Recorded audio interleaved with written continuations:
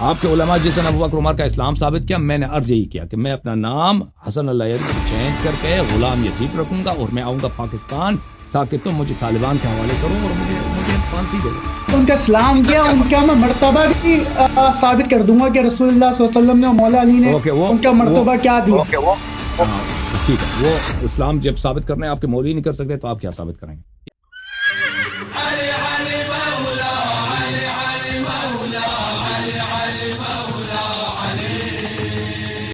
جی بولیں بھائی صاحب، السلام علیکم۔ السلام علیکم بھائی۔ وعلیکم السلام۔ کیا حال چال ہے؟ خیریت سے ہیں؟ ملیار بھائی کیسے ہیں؟ اللہ کا کرم، میں کافی دیر سے آپ کی کال کا ویٹ کر رہا ہوں، ہو نہیں پا رہی، اور آپ سنیں کیسے ہیں؟ اللہ تعالیٰ آپ کو عزت دے، خدا آپ کو سلام دیجیے۔ Thank you sir. سر میرا آج کا ایک سوال ہے جو ابو بکر، عمر اور عثمان رضی اللہ عنہ کے لیے ہے، ان کو ڈیفینڈ کرنے میں آیا ہوں کیونکہ نہج البلاغہ کے اندر ان کے نام کے، ان کی شان کے خطبات ہیں مولا علی نے دیے ہیں۔ جی جی، اور ایک میں آیت کوٹ کرنا چاہتا ہوں، سورہ نور کی آیت نمبر 55، اس میں اللہ پاک فرماتے ہیں اللہ نے تم میں سے ایمان والوں کو اور اچھے ایمان کرنے والوں کو وعدہ فرمایا ہے کہ ضرور ضرور انہیں زمین میں خلافت دے گا جسے ان سے پہلو کے لوگوں کو خلافت دی تھی، اور ضرور ضرور ان کے لیے ان کے اس دین کو جما دے گا جو ان کے لیے پسند فرمایا ہے، اور ضرور ضرور ان کے خوف کے بعد ان کی حالت کو امن سے بدل دے گا۔ وہ میری عبادت کریں گے، میرے ساتھ کسی کو شریک نہ ٹھہرائیں گے، اور جو اس کے بعد ناشکری کرے تو وہی لوگ نافرمان ہیں۔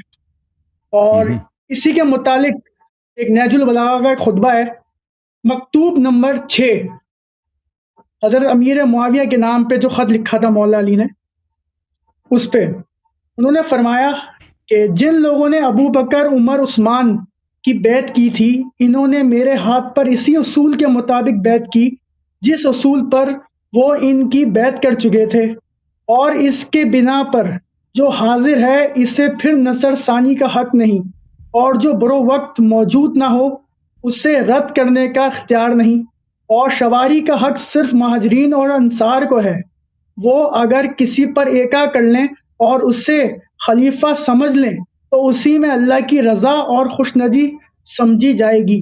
اب جو کوئی اس شخصیت پر اعتراض یا نظر ثانی اختیار کرتا ہو، الگ ہو جائے، تو اسے وہ سب اسی طرح واپس لائیں گے جدھر سے وہ مخروف ہو گئے انہیں، اور اگر انکار کرے گا تو اس سے لڑیں کیونکہ وہ مومنوں کے طریقے سے ہٹ گئے، دوسرے اوپر ہو لیا ہے، اور جدھر وہ پھر گیا ہے اللہ تعالیٰ بھی اس سے ادھر ہی پھیر دے گا۔ سر آپ مجھے اس چیز کا ذرا تفسیر اور ایلوبریٹ کریں آنسر کو کہ یہ کیا ہے۔ اچھی بات ہے، میں آپ کی خدمت میں پہلے آیت کی ترجمہ پیش مولا کروں علی کے تو خطبات ہیں ان کے لیے۔ اچھی بات ہے، میں آپ کی خدمت میں پہلے آیت کی ترجمہ پیش کروں کہ ایک منٹ میں اجازت دیں، میں آپ کے ساؤنڈ کو میوٹ کر دوں کیونکہ میری آواز دوبارہ مجھے واپس آ رہی ہے آپ کے مائکرو فون سے۔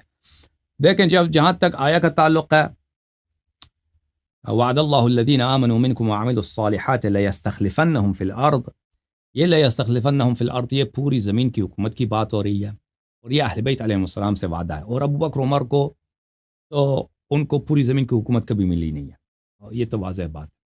اور دوسری بات ہے وعد اللہ الذین آمنوا منکم وعملوا الصالحات، یہ وعدہ کن سے؟ مؤمنین سے جن کا ایمان بھی عمل صالح بھی ہے، اور ہمارا آپ کے علماء سے دعوت یہی ہے کہ آپ ابو بکر عمر کا اسلام ثابت کریں۔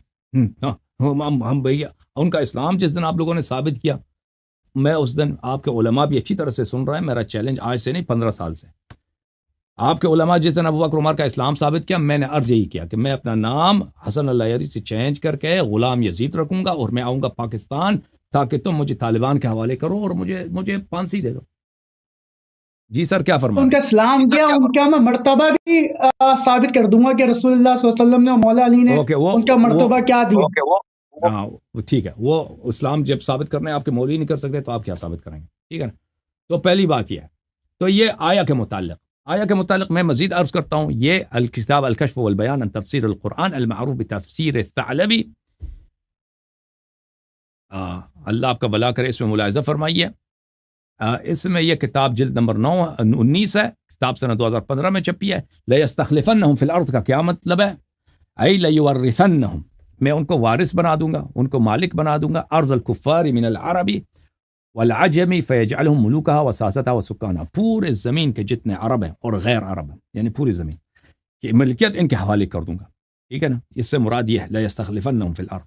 اچھا, جب یہ پتہ چلا کہ یہ آیت تو ابو بکر عمر سے کوئی تعلق نہیں. اب جہاں تک نہج البلاغہ کے خطبے کا تعلق ہے تو یہ ایک شیعہ حدیث نہیں ہے. نہج البلاغہ جو کتاب ہے میرے ابائی, اگر آپ میرے اسی چینل پہ چلے جائیں, وہاں پہ جو یوٹیوب چینل ہے اس میں آپ کو دکھا دیتا ہوں, وہاں پہ میرا ایک کلپ ہے, بلکہ ایک اسپیچ ہے, کیا نہج البلاغہ میں ابو بکر عمر کی تعریف موجود ہے. اس عنوان کے تحت میرے اسی یوٹیوب چینل میں میرے 2 گھنٹے کی تقریر ہے, اس میں آپ دیکھ لیں. اس میں نے بہت تفصیل سے بات کیا کہ نہج البلاغہ اس طرح نہیں ہے کہ یہ سب صحیح احادیث ہیں اور یہ سب شیعہ احادیث ہیں, اس طرح نہیں ہے. اس کتاب کے مصنف محدث بھی نہیں تھے, اور یہ متأخر بعد میں بنی ایک کتاب لکھی گئی ہے. یہ کتاب 5ویں صدی میں لکھی گئی ہے, اور یہ کتاب اس طرح نہیں ہے شیعوں کے نزدیک سب سے جو اہم کتاب ہے یا سب سے جو معتبر کتاب ہے وہ نہج البلاغہ ہو. یہ جو آپ خطبہ بیان کر رہے ہیں, اس نہج البلاغہ کے مؤلف نے اپنے کتب میں شیعوں کے بھی حدیث لے کے آئے اور مخالفین کے بھی حدیث لے کے آئے. یہ خطبہ جو آپ پڑھ رہے ہیں یہ مخالفین کے کتب میں سے. اور نہج البلاغہ سے پہلے ابن قتیبہ الدینوری جو متوفی سنہ 274 ہیں, وہ شریف رضی سے 200 سال پہلے آئے ہیں. انہوں نے اپنی کتاب میں 200 یا 150 سال پہلے آئے ہیں. اس سے پہلے انہوں نے اپنی کتاب میں الامامہ والسیاسہ میں اس کو نقل کیا. الامامہ والسیاسہ لابن قتیبہ الدینوری جز نمبر 1. اللہ آپ کا بھلا کرے.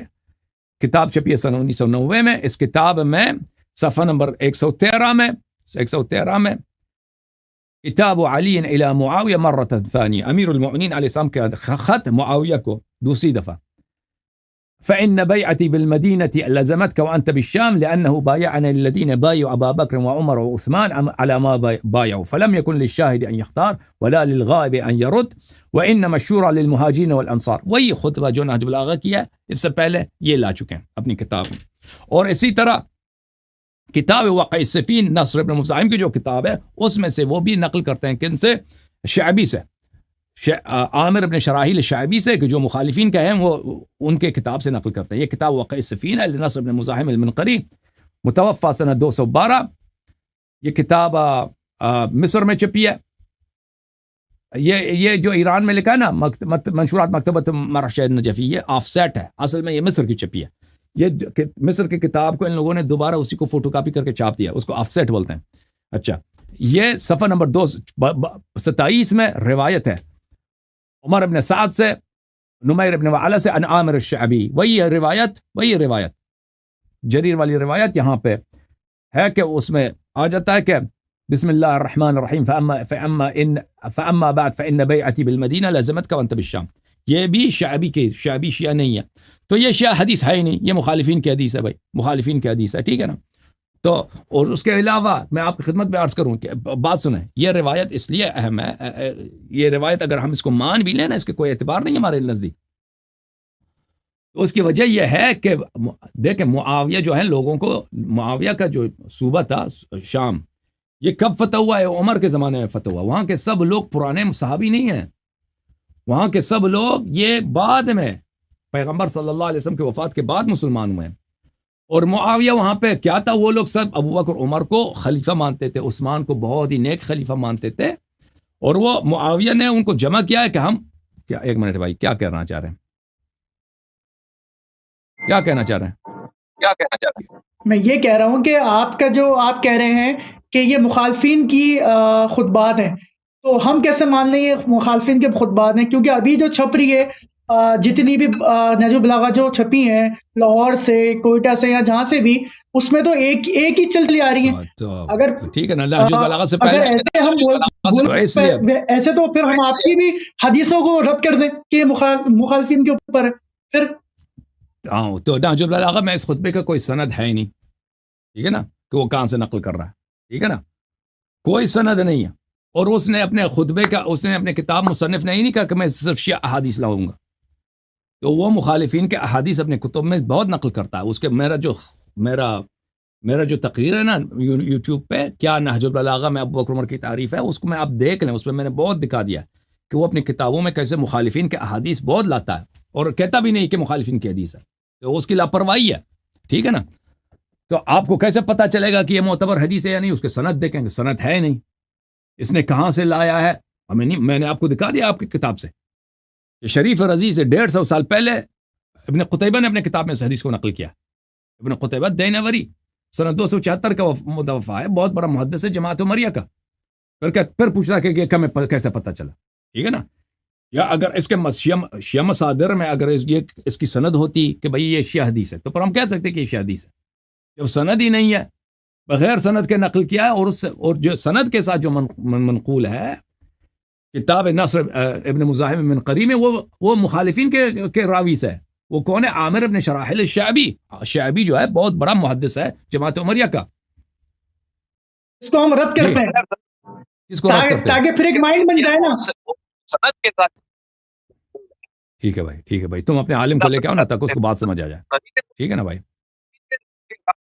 تم پہلے میرا تقریر سن لو، وہ تقریر کیا نہج البلاغہ میں ابو بکر عمر کی تعریف ہے یا نہیں ہے، اس کے سننے کے بعد ذرا جانا، ٹھیک ہے نا؟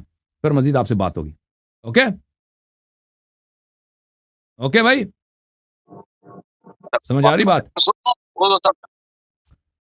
اوکے بھائی، اللہ آپ کو جزائے خیر دے، اوکے اب دوسروں کے باری دیں گے دوسروں کو، جی تھینک یو سر، خدا آپ کو جزائے خیر دے۔ وہ میرا پہلے تقریر سن لیں، اس میں نے بہت واضح کر دیا کہ یہ شیعہ حدیث نہیں ہے، اوکے؟ اگر کوئی شیعہ حدیث مل جائے تم کو کہ اس میں ابوبکر کی عمر کی تعریف ہو تو ابھی میں تشیع کو چھوڑنے کو تیار ہوں۔ اہل بیت علیہ السلام نے ابوبکر عمر کی خلافت کو صحیح کہا ہو تو اس کو رد کرنے والا کافر ہے، لیکن آپ کو ایک بھی نہیں ملے گا۔ اہل بیت علیہ السلام ابوبکر عمر کی خلافت کو باطل سمجھتے تھے،